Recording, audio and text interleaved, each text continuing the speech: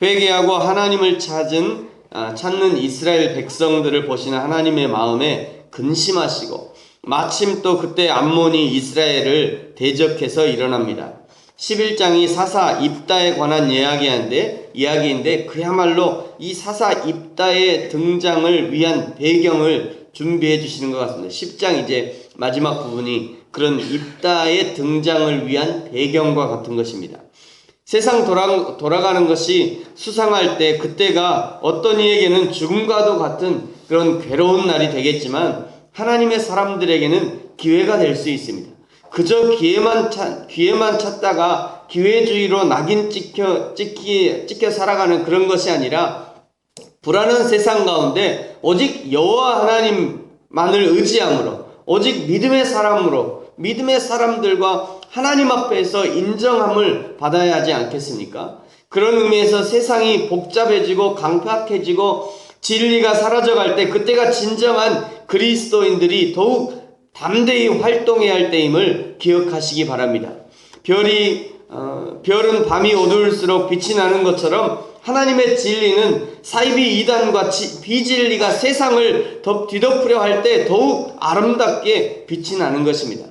푸른 소나무가 흰 눈이 세상을 덮을 때 오히려 독야청청한 것처럼 하나님의 진리가 추위가 매섭고 세상이 흐려질 때 기다렸다는 듯이 더욱 빛을 발하게 되는 것입니다. 사랑하는 성도 여러분, 우리에게 있는 진리를 포기하지 마시고 끝까지 단단히 붙잡고 나아가는 저와 여러분이 되어지기를 축복합니다. 오늘 11장 1절은요 사사 입다에 대해서 소개하고 있습니다. 입다는 큰 용사였다라고 말하죠. 그러나 그의 출생은 기생이 길르앗에게서 낳은 자식이었습니다. 첩의 자식인 거죠. 그의 아버지의 집에서 추방당한 자였습니다. 갈 곳 없이 유랑하는 유랑자입니다. 한마디로 세상 밑바닥 인생을 사는 자입니다. 입다와 함께하는 자들은 3절에 보니까 잡류가 그에게 모여들었다라고 말합니다. 다윗이요 그의 장인 사울에게 쫓겨다닐 때 이 다윗에게 모여들었던 사람들이 바로 이 잡류들이었다고 성경은 기록하고 있습니다. 사무엘상 22장 1절에서 2절 보면 이렇게 기록하고 있습니다. 그러므로 다윗이 그곳을 떠나 아둘람 굴로 도망하매 그의 형제와 아버지의 온 집이 듣고 그리로 내려가서 그에게 이르렀고 환난당한 모든 자와 빚진 모든 자와 마음이 원통한 자가 다 그에게로 모였고 그는 그들의 우두머리가 되었는데 그와 함께한 자가 400명 가량이었더라. 여기 환난당한 자, 또 빚진 자, 마음이 원통한 자, 이런 사람들을 잡류라고 표현합니다. 성경이 그렇게 표현하는 거죠. 그 사람들이 이 다윗에게 모여든 겁니다. 당시 다윗의 잡류로 분류되었던 이 사람들은 사실은 정치적인 어떤 보복에 의해서 낙향하고 좌천되었던 그런 사람들입니다. 간신히 처형을 모면한 사람들이요 모든 재산은 다 압류당하고 모든 가족들도 함께 살 수 없도록 전부 다 뿔뿔이 흩어져 버린 그런 사람들이었습니다. 지금 입다에게 모여든 사람들이 바로 이런 사람들이었을 것으로 추정합니다. 왜냐하면 지금 전쟁 중이었고 전쟁 중에 입다는 큰 용사였다 이렇게 기록하고 있기 때문입니다. 입다는 분명히 전쟁에서 큰 공적을 세울 수 있는 그런 자였음에도 불구하고 그가 첩의 자식이라는 이유로 쫓겨난 것이죠. 이런 사람들에게는 반드시 사람이 붙게 되어 있습니다.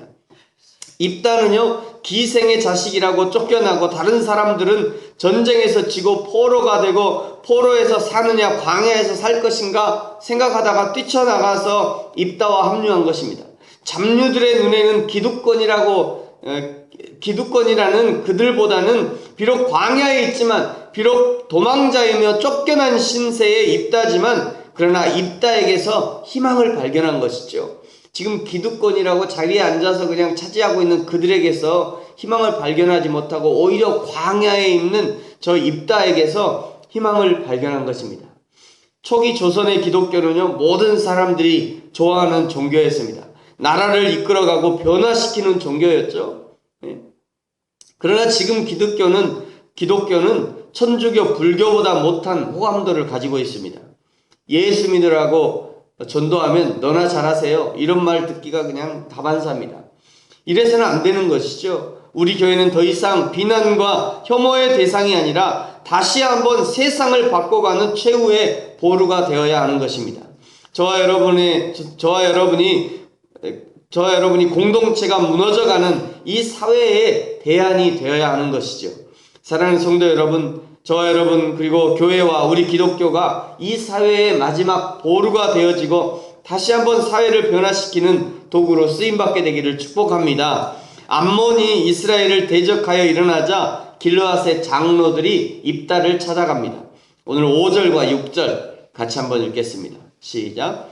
암몬 자손이 이스라엘을 치려할 때에 길르앗 장로들이 입다를 데려오려고 돕당에 가서 입다에게 이르되 우리가 암몬 자손과 싸우려 하니 당신은 와서 우리의 장관이 되라 하니. 아멘. 입다의 아버지 길르앗은 길르앗의 길르앗 족속의 족장이었으니까 그의 자식들이 자연스럽게 모두 다 그 민족의 리더들이 된 것 같습니다. 리더는 되었지만 암몬이 대적해서 일어나자 아무런 대책이 없습니다. 군사를 일으켜서 대적할 만한 용기도 없는 것이죠. 백성들을 보호할 의무가 있었지만 아무런 대책이 없는 것입니다. 누가 가서 저 암몬을 대적해서 싸울꼬 하고 그냥 하늘만 쳐다보고 있는 그런 형국인 것이죠. 결국 자신들이 쫓아낸 입다를 생각하고 입다가 있었다면 저 암몬을 쫓아낼 것을 하고 있다가 수소문해서 돕당에까지 입다를 찾아온 것입니다. 7절에 입다가 말합니다. 내가 내 아버지의 집에서 나를 내 아버지의 집에서 쫓아낼 때는 언제고 이제 와서 왜 나를 찾아왔느냐 물었더니 8절에 당신이 암몬과 싸워주고 우리의 우두머리가 되어주십시오. 9절 만약 여호와께서 저 암몬을 내게 넘겨주시면 내가 저 암몬과 싸워 이기면 이런 얘기가 아니죠. 만일 여호와께서 저 암몬을 내게 넘겨주시면 내가 너희의 머리가 되겠느냐. 입다의 신앙을 살펴볼 수 있는 대목이라고 생각합니다. 10절 길르앗 장로들의 대답을 얻어냅니다. 여호와 하나님이 증인이 되시니 당신을 우리의 우두머리로 모시겠습니다 라고 대답합니다. 이 길르앗의 장로들과의 협상 이 과정을 보면요, 길르앗의 장로들이 입다를 왜 입다를 찾아왔는지를 금방 알 수 있습니다.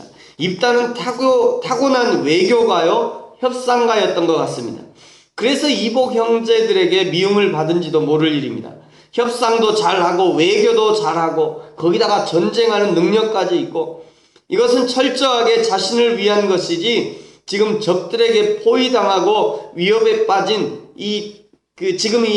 이런 뛰어난 어떤 외교술 그리고 협상술 전쟁술까지 가지고 있는 입다이지만 지금 이 현장에서는 사실은 입다는 이것을 백성들을 위해서 쓰는 것이 아니라 자기 자신을 위해서 지금 사용하고 있다는 것입니다. 그것이 이제 좀 우리가 주의해서 봐야 됩니다.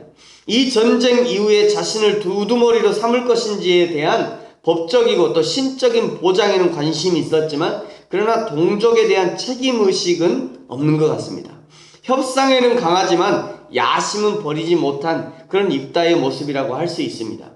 저와 여러분도 하나님을 잘 섬기고 교회를 섬기는 내 내면의 동기를 잘 살펴야 합니다. 때로는 하나님이 주시는 평안, 위로, 치유, 풍요, 능력 이런 것들이 우리의 목표가 되어서 하나님을 섬기는 경우도 있는 것 같습니다. 그러나 이런 것들은 결코 우리가 하나님을 섬기는 목표가 될 수 없습니다. 이사야 43장 21절은 우리의 목표가 어디에 있어야 하는지 명확하게 우리의 말씀해 주시죠.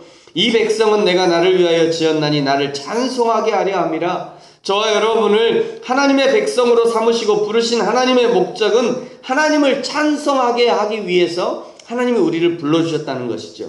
하나님을 예배하기 위해서 저와 여러분을 구원하신 것입니다. 하나님을 예배하는 것이 우리의 유일한 목적이어야 된다는 것이죠. 이 땅에서도 예배하고 하나님의 나라 천국에 가서도 거기서도 여전히 예배하게 될 것입니다. 오늘 11절에 보면요, 입다가 미스바에서 여호와 하나님 앞에 제단을 쌓고 거기서 제사를 먼저 드립니다. 우리 11절 같이 한번 읽습니다. 시작. 이에 입다가 길르앗 장로들과 함께 가니 백성이 그를 자기들의 머리와 장관을 삼은지라. 입다가 미스바에서 자기의 말을 다 여호와 앞에 아뢰니라. 아멘. 여기 자기 말을 다 아뢰었다라고 하는 이것은 하나님 앞에 기도함으로 간청했다는 의미입니다. 길르앗의 장로들이 이 전쟁에서 이기면 나를 자기의 우두머리로 삼겠다고 이 장로들이 저에게 얘기합니다. 하나님도 들으셨죠? 하나님도 허락해 주시는 것이죠? 이런 의미를 지금 간청하고 있는 것이죠. 그러나 9절에 읽다가 말한 것처럼 이 전쟁이 하나님의 손에 있으므로 하나님이 이 전쟁에서 이기게 해주시기를 간청한 것은 아닌가 생각합니다. 이 두 가지가 다 있었을 것입니다. 전쟁에 대한 이 전쟁을 이겨서 내가 저 우두머리 길르앗의 우두머리가 될 수 있구나라고 하는 그런 마음, 그래서 내가 꼭 전쟁에 이겨야 되겠구나 그런 마음이 있는가 하면 또 한쪽에는 하나님 이 전쟁에 하나님에 속해 있으니 하나님께서 저에게 이 전쟁을 이기게 해주십시오 이런 마음도 동시에 있었겠지요.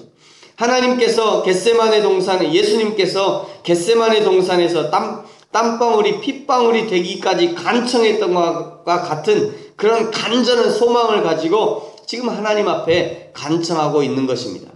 말씀을 마치겠습니다. 사랑하는 성도 여러분, 저와 여러분의 기도가 오늘 입다의 기도처럼 그리고 예수님의 겟세마네 기도처럼 간절한 기도가 되어지기를 축복합니다. 비록 쫓겨났지만 그러나 다시 부름받아 민족을 구원해내는 입다처럼 저와 여러분을 이 땅에서 그리스도인으로 부르신 것은 죽어가는 이 땅을 향한 예배와 전도를 위한 하나님의 소명의 부르심입니다.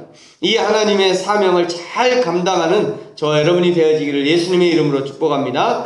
기도하겠습니다.